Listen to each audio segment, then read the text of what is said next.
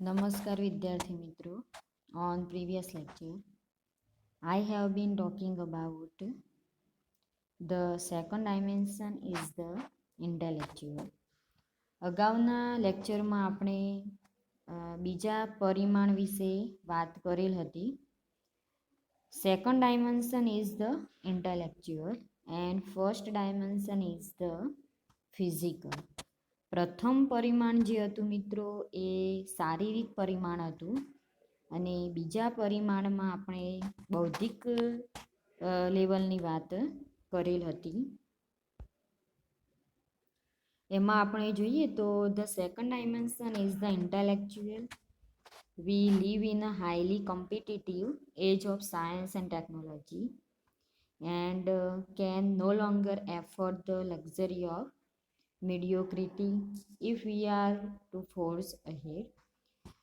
બીજા પરિમાણમાં આપણે વાત કરેલ હતી કે આપણે આજના સાયન્સ અને ટેકનોલોજીના સ્પર્ધાત્મક યુગમાં જીવી રહ્યા છીએ અને એની નેક્સ્ટમાં આપણે this rapidly changing nuclear age requires our youth to be intellectually far more alert and competent than their preceders, and therefore every young man and woman today studying schools, colleges, and universities must aim at academic ability of the highest order. આમાં આપણે જોઈ ગયા હતા કે ઝડપથી આગળ વધતા અણુયુગમાં nuclear એજ એટલે અણુયુગમાં એમ કે આપણા પૂર્વજો કરતાં પ્રિસીડર્સનો મિનિંગ થાય પૂર્વજો. તો આપણા પૂર્વજો કરતાં આપણા યુવાનો બૌદ્ધિક રીતે એમ કે વધારે કેપેબલ હોય, એમનામાં કેપેસિટી હોય. ઇટ મસ્ટ બી નેસેસરી, તે સૌથી વધારે જરૂરી છે અને એટલા માટે જ સ્કૂલ્સ, કોલેજીસ અને યુનિવર્સિટીઝમાં જે યુવાનો યુવતીઓ ઉચ્ચ પ્રકારની શૈક્ષણિક શક્તિનું ધ્યેય રાખવું જોઈએ. અહીંયા જુઓ, and therefore every young main and woman today studying in schools, colleges and universities must aim at academic ability of the highest order. એટલા માટે એમ કે સ્કૂલમાં, પછી કોલેજીસમાં, યુનિવર્સિટીઝમાં જે યુવાન અને યુવતીઓ ભણી રહ્યા છે તો એમનું એમ કયું હોવું જોઈએ? એકેડેમિક લેવલનું હોવું જોઈએ, એમનું શૈક્ષણિક સિદ્ધિ માટેનું હોવું જોઈએ. હવે આપણે એની નેક્સ્ટમાં એક ત્રીજા પરિમાણની વાત કરીશું, થર્ડ ડાયમેન્શન્સની વાત કરીશું. Third dimensions is patriotism. દેશ પ્રેમ વિશેની વાત કરેલ છે અહીંયા કરણસિંહ. હવે એના વિશે જોઈશું. In a developing nation like hours, where large numbers are still unable to acquire even primary education, those undergoing higher education constitute privileged elite. They must therefore repay their debt to society by not wasting a single moment of academic life in futile or disruptive pursuits, but strain every nerve to become able and efficient in their respective fields of study so that they can serve India with greater efficiency. In this context, the fertility of students getting involved in party politics and intrigues is too obvious to need any reiterations. The third is the dimension of patriotism. I am concerned here not at much with the routine meaning of this term as with that deeper patriotism which transcends all pettiness and exclusion and creates in our youth a deep urge for national unity and progress. This alone can eradicate corruptions and nepotism from our land and galvanize our whole process of economic development, which is so crucial to the success of our democracy. હવે મિત્રો અહીંયા હું તમને translation સમજાવીશ આનું આ પેરાનું. અહીંયા જુઓ, in a developing nation like hours, એટલે અહીંયા જુઓ કે બીજા દેશોની જેમ, બીજા જે રાષ્ટ્રો એની જેમ આપણા દેશમાં શું હોય એની વાત કરી છે અહીંયા. તો જુઓ અહીંયા કે આપણા જેવા વિકાસશીલ દેશમાં, in a developing nation like hours એટલે આપણા જેવા એમ કે વિકાસશીલ દેશમાં, where large numbers are still unable to acquire even primary education, જો એમ કે ઘણી બધી સંખ્યામાં લોકો હજુ સુધી એમ કે પ્રાથમિક શિક્ષણ લેવા માટે શક્તિમાન નથી. they are not able to get primary education. Those undergoing higher education constitute privileged elite, અને ત્યાં ઉચ્ચ જે શિક્ષણ લેનારા હોય એ વિશિષ્ટ હક ધરાવનાર ઉચ્ચ બને છે. પ્રિવિલેજ એટલે કે હક, એ લોકો હાયર એજ્યુકેશન લેવામાં એમ કે ઉચ્ચ હક ધરાવનાર, ઉચ્ચ શિક્ષણ લેનારાઓ વિશિષ્ટ હક ધરાવનાર ઉચ્ચ બને છે. દે મોસ્ટ ધેરફોર, અને એટલા માટે તેઓએ repay their debt to society by not wasting a single moment of academic life in futile or destructive pursuits, but strain every nerve to become able and efficient in their respective fields of study so that they can serve India with greater efficiency. તેઓ એમ કે પોતાના શૈક્ષણિક જીવનની એક પણ ક્ષણ, moment of academic life, એમના એમ કે પોતાના શૈક્ષણિક જીવનની એક પણ મોમેન્ટ એમ કે વિદ ડિસ્ટ્રપ્ટિવ પરસ્યુટ્સ એટલે કે કોઈ વેડફાઈ ના જાય, બરાબર, કોઈ અડચણરૂપ ના બને એવી રીતે કામમાં એમ કે વેડફ્યા વિના સમાજને પણ એમ કે પોતાનું ઋણ એમ કે ચૂકવવું જોઈએ. તો આના માટે અહીંયા સોસાયટીની વાત કરી છે કે સોસાયટી પણ અવેક હોવી જોઈએ, જાગૃત હોવી જોઈએ. But strain every nerve to become able and efficient in their respective fields of study so that they can serve India with greater efficiency. અને પોતાના પરંતુ અભ્યાસમાં જોઈએ, સ્ટડી લેવલમાં, તો અભ્યાસના પોતાના ક્ષેત્રમાં કાર્યક્ષમ બનવા બધો જ બૌદ્ધિક શ્રમ એમ કે ઉપયોગમાં લેવો જોઈએ અને આ રીતે કામ કરવું જોઈએ. સમાજના લોકોએ પણ જોડાવવું જોઈએ, બરાબર. In this context the futility of students getting involved in party politics and intrigues is too obvious to need any reiterations. અને આ સંદર્ભમાં, ઇન ધીસ કોન્ટેક્સ્ટ એટલે આ સંદર્ભમાં વિદ્યાર્થીઓ એમ કે કોઈ પોલિટિક્સ ના રમે, મીન્સ કે કોઈ પોલિટિક્સમાં એ લોકો ના જોડાય, ઇન પાર્ટી પોલિટિક્સ એમાં એ લોકોએ ઇન્વોલ્વ થવું ના જોઈએ. વિદ્યાર્થીઓએ એમ કે જે પાર્ટી પોલિટિક્સ હોય, જે પક્ષ રચાતો હોય એવા રાજકારણ, અને ઇન્ટ્રીગ્યુઝ એટલે is too obvious to need એની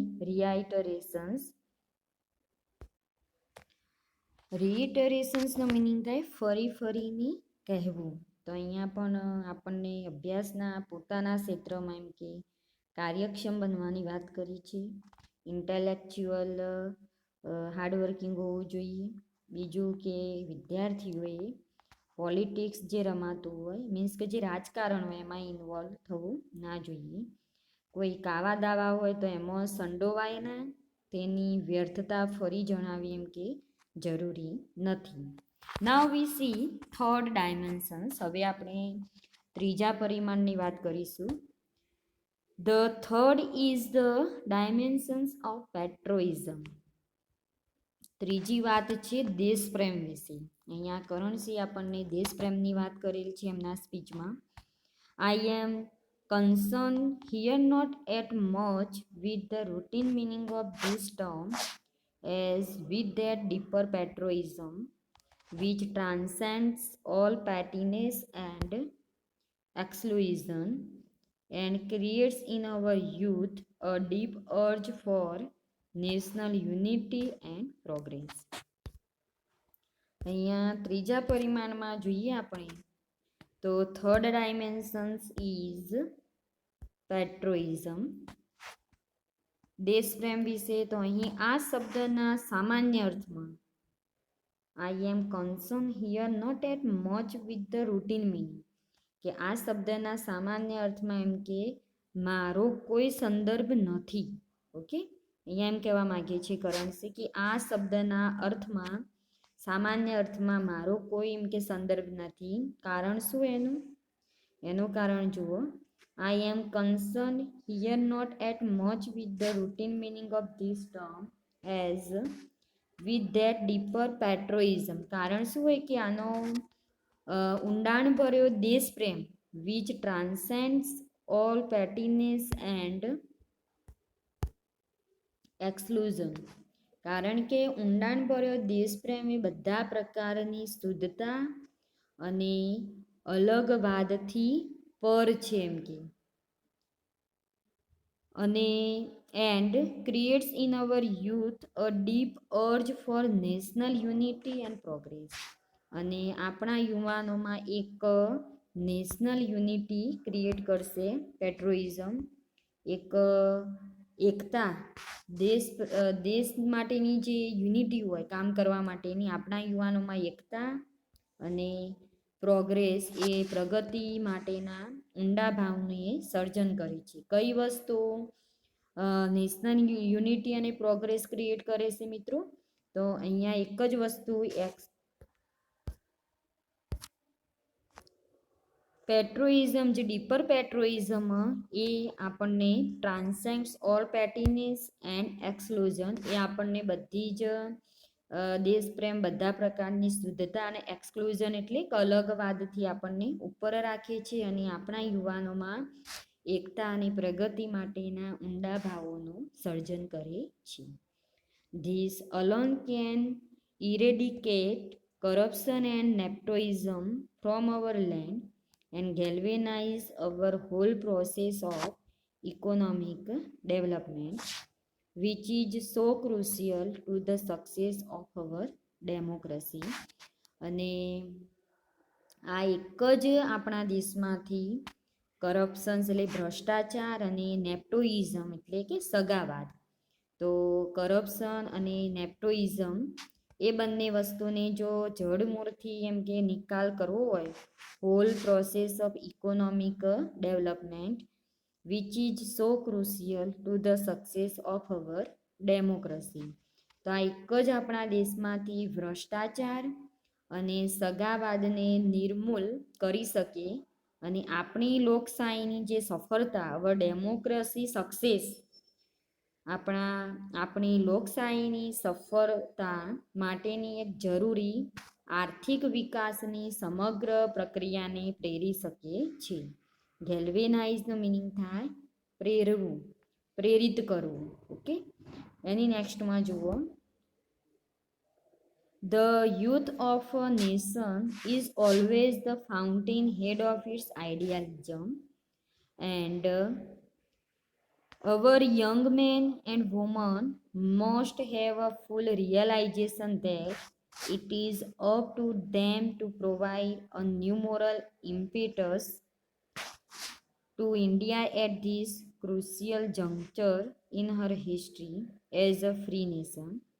અને રાષ્ટ્રનો યુવક, ધ યુથ ઓફ અ નેશનનો મિનિંગ શું થાય? આપણા રાષ્ટ્રનો યુવક કેવો હોવો જોઈએ? હંમેશા આદર્શવાદી હોવો જોઈએ. The youth of a nation is always the fountain head of its idealism.